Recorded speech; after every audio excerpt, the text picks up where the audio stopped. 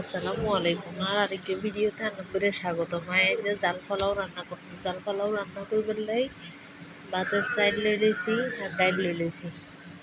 ধুই পরিষ্কার করে লই লইছি। এর আলু ওদের দুই তিনটেও পরিমাণ মতো হলে লই লইছি। আপনারা রান্নার মতো দিতে পারেন।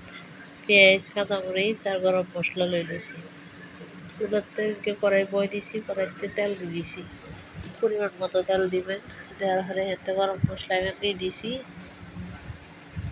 গরম মশলা দিয়ে দিবেন হরে পেঁয়াজ কুচি দিছি। পেঁয়াজ কুচি দেওয়ার হরে খুন্তি লই খুন্তিয়ে দি লাড়ি সারি দিব। লাড়ি সারি দেওয়ার হরে পেঁয়াজ লাইতে লাইতে একটু তেলেতে ভাজা ভাজা করব। ভাজা ভাজা করিয়ে নেবেন হরে এখানেতে আদা রসুন দিয়ে দিব। এক চা চামচ পরিমাণ আদা রসুন দিয়ে দিছি। দেওয়ার হরে কুদুর লবণ ভাজি লেবের হরে কুদুর লবণ দিছি, হলুদ দিছি, তারপর মরিচ দিব বেশি করে জাল, তারপর ধনিয়া গুঁড়া দিছি কিনি, তারপর জিরা গুঁড়া দিব কিনি। জিরা গুঁড়া দেওয়ার হরে সামান্য গরম মশলা দিব। গরম মশলা এরপর এখানে ভালো মতো মিয়ালাম। মশলা এখানে মিয়ে একটু দেওয়ার পরে একটু পানি দিয়ে দিব। পানি দেওয়া কাটি রেখছি যে হোল রেখছি 2-3 আলু আর ওখানে দিয়ে দিব সিদ্ধ হয়ে পারলে মশলা কষানিতে যাতে আলু এখানে সিদ্ধ হয়ে যায় এলে মশলা কষানিতে আলু এখানে দিয়ে দিছি।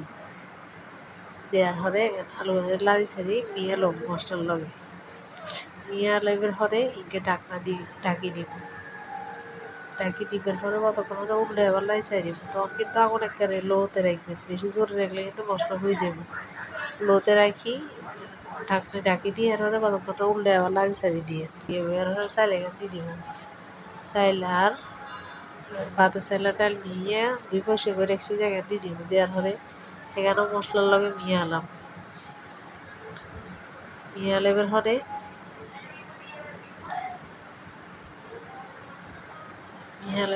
আপনারা পানি কি পরিমাণ দিবেন কেন বুঝবেন। ভাতের চাল যদি 2 হট দেন, চালে ডালে মিলে 2 হট দেন যদি, তাহলে 4 হট হানি দিবেন। 4 হট দেওয়ার পরে আরও 1 হট বাড়াই দিবেন, তাইলে হইব ভাতের চাল দিয়ে রাইতে গেলে। আর যদি পোলাও চাল দিয়ে রাঁধেন বা চিনি গুঁড়ো চাল দিয়ে রাঁধেন তাইলে 2 হট চাল আর ডালের লাই আরও 4 হট পানি দিলে হইব। 1 হট হলে 2 হট আর 1 হট হলে 2 হট, মোট 4 হট পানি দিলে হইব। ভাতের চালের বেলায় হইলে 1 হট বাড়াই দিলে হইব। যা দিবেন 2 হট হলে 4 হট দিই আরও 1 হট বাড়াই দিই 5 হট দিবেন। তারপরে এখন মিয়ানি হয়ে গেছে। মিয়ানি হইবার পরে এখানেতে আমি পরিমাণ মতো পানি মাপি ফুটাই রেখছি।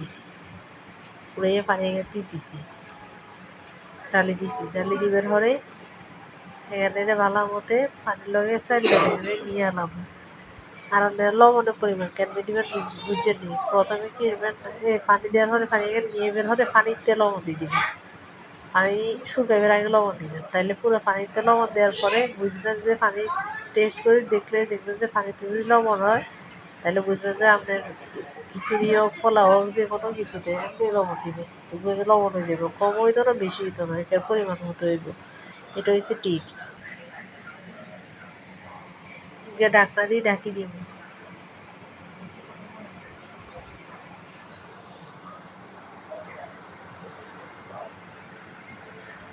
লবণ হয়েছে আর রিঙ্গে ঢাকনা দিয়ে ঢাকি দিব। ঢাকি দেওয়ার আবার উল্টাবা। তখন কিন্তু আগুন একটা জোরে রাখতে দিতেন না, হাই হিটে রাখলে কিন্তু পুড়ে যাবো, লাগে যাবো, সিদ্ধ হইতো না।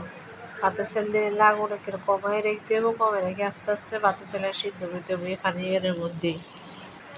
আগুন দেখতে বিরক্ত লাগলেও কিন্তু আস্তে স্লোভাবে দেখলে সব বুঝতে পারবেন যে কেমনি কি হয়েছে ভাতের চাল দিয়ে রান্না। যদি তা একটু স্পিডে দিতাম তাহলে হয়তো বুঝি সেরতেন না, এলে স্লোভাবে একটু ভিডিও লম্বা হইলেও কষ্ট করে দেখি। মাছের আগার হলে দেখবেন যে এখানে হয়ে গেছে। ডিম করে রাখলে ঢাকনা দিয়ে রাখলে ভাপে এখানে হয়ে যাবে। আর ওগুলো কথা কইতে কইতে আর রান্না হয়ে গেছে। আর ভিডিও ভালো লাগলে লাইক কমেন্ট শেয়ার আর সাবস্ক্রাইব করেন। আল্লাহ হাফেজ।